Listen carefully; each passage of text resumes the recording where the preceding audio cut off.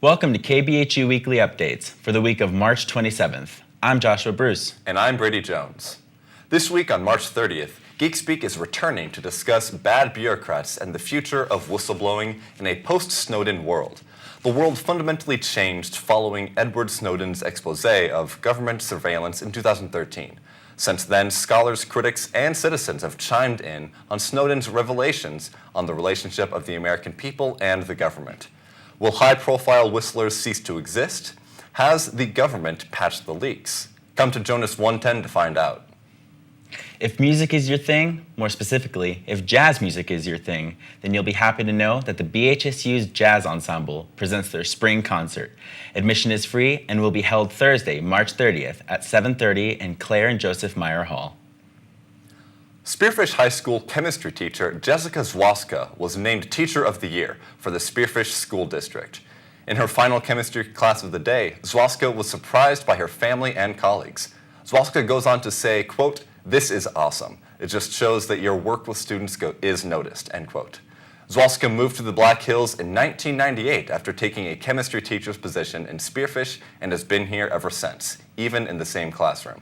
Zwaska thanked her colleagues for recognizing her efforts. Did you hear that the Integrated News Lab class got some experience in our studio this past Monday?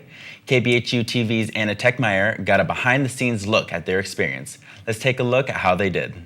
On Monday, March 20th, I got the opportunity to work with the students from the Integrated News Lab class in the KBHU-TV studio.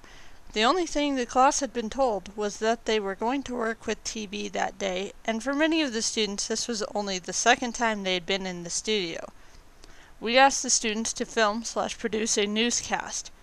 After some brief instructions and setup time, they were ready. The class did fairly well, although many bloopers were made.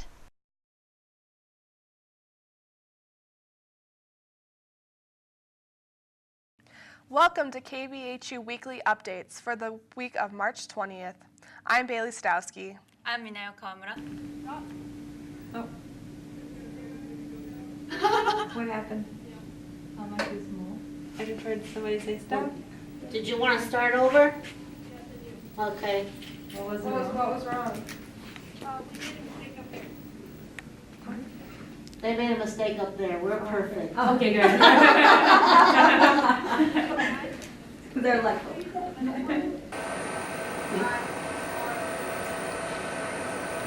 Easting is back for another week of great discussion on a topic regarding the Union and the targets they made for 23% of islanders in the work.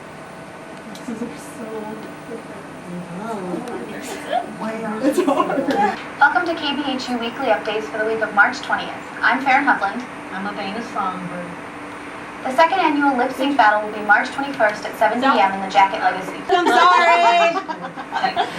The handicap playground here in Spearfish, where children of all abilities can have fun together. This event is open to the public. The HSU announces the night poll. I'm so sorry. I don't know why. Crazy. Yeah. That was like ridiculous. I'm sorry. I almost got it. I know. Oh my god. It's okay. Oh my god. Okay. Focus. It's okay. You ready?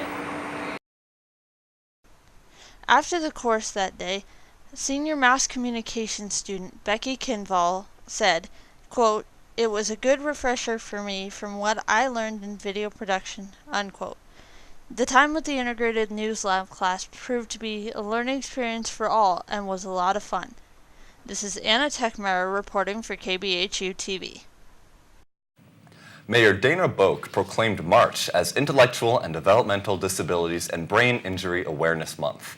The proclamation encourages all citizens to support opportunities for people with intellectual and developmental disabilities, including full access to education, housing, employment, and recreation activities, and promote public awareness of the consequences, treatment, and prevention of traumatic brain injury.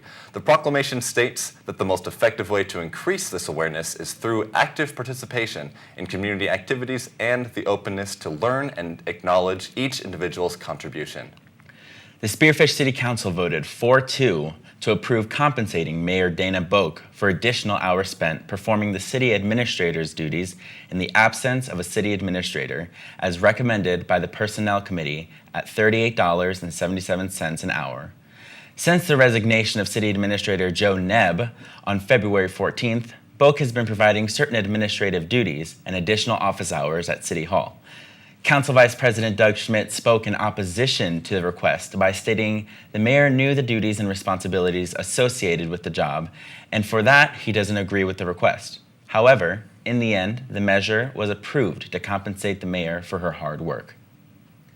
The South Dakota Board of Regents, which oversees the state's public universities, will meet next Wednesday at Black Hills State University to discuss the proposals, one of which is an option to raise the tuition fees for on-campus resident students by an average of 2.4%. The Regents' goal is to provide the activities and experiences that make students' education as valuable as possible. The higher price plan would mean the average cost of tuition and fees at South Dakota public universities for undergrad student residents would increase by about $200. KBHU Weekly Updates is a student-produced program. If you have any suggestions for program segments, email us at kbhutv@gmail.com. Also, be sure to follow us on Facebook and Twitter. That's all we have for this week. Thank you for watching KBHU Weekly Updates. I'm Brady Jones. And I'm Joshua Bruce.